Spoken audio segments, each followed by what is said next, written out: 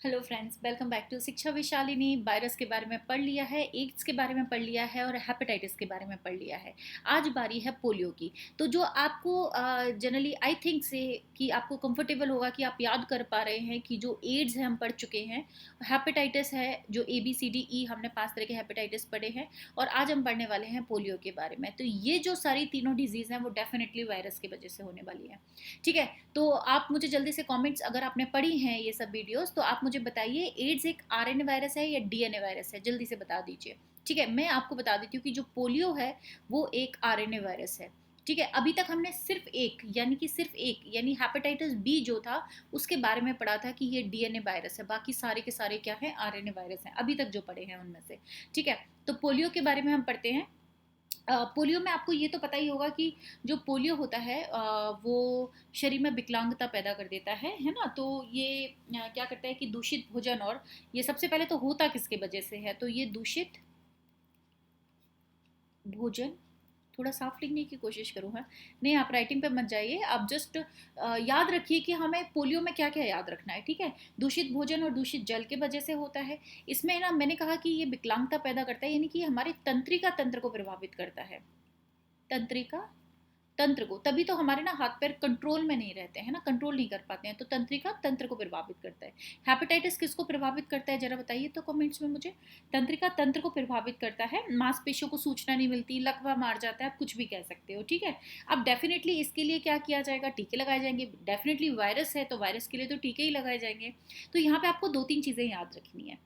आपको याद रखना है कि सबसे पहले ना इंजेक्टेबल टीके बनाए गए थे, मतलब जैसे बॉडी में इंजेक्शन लगा के टीके वैसे ही लगाते हैं जनरली, यानी वैक्सीनेशन जैसे कहते हो। तो जो इसके इंजेक्टेबल टीके थे ना, वो जॉन साल्क ने, JOHN, जॉन SALK, ये एक साइंटिस्ट है, इन्होंने टीका बनाया था, लेकिन वो इंजेक्शन की फॉर्म में था। किसकी फॉर्म में था, इंजेक्शन की फॉर्म में था। ठीक है, लेकिन क्या हुआ कि इसके बाद में आपने एक चीज़ देखी होगी कि जो पोलियो होता है उसकी ड्रॉप ड्रॉप बूंद भी होता है ना, 2 बूंद जिंदगी की। हाँ, तो वो ड्रॉप वाली वैक्सीनेशन भी आ गई थी।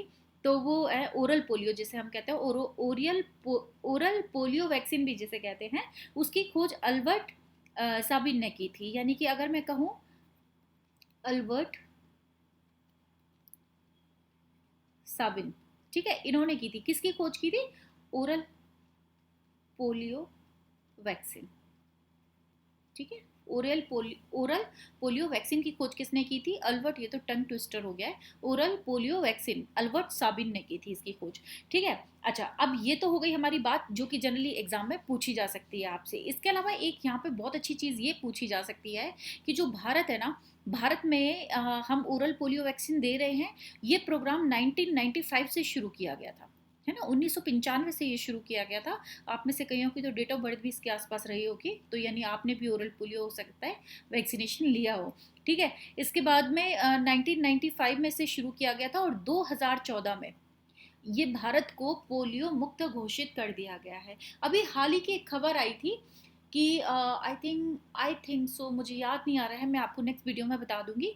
किसी कंट्री में, शायद जिम्बाब्वे हो सकता है या पता नहीं, किसी कंट्री में अब पोलियो का वापस से एक केस मिला है।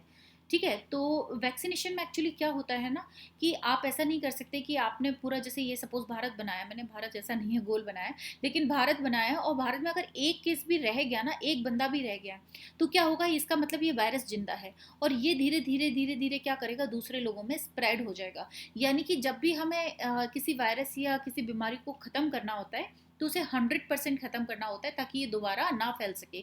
इसीलिए आपको याद होगा जिस दिन पोलियो की वैक्सीन दी जाती थी, ओरल पोलियो, उसको ना एक दिन फिक्स किया जाता था, पूरे भारत में एक ही दिन एक ही साथ में सबको वैक्सीन दी जाती थी, ताकि वो एक साथ खत्म हो जाए ये वैक्सीन, मतलब जो कीड़ा है वो या जो वायरस है ना वो पूरी तरह से खत्म हो जाए।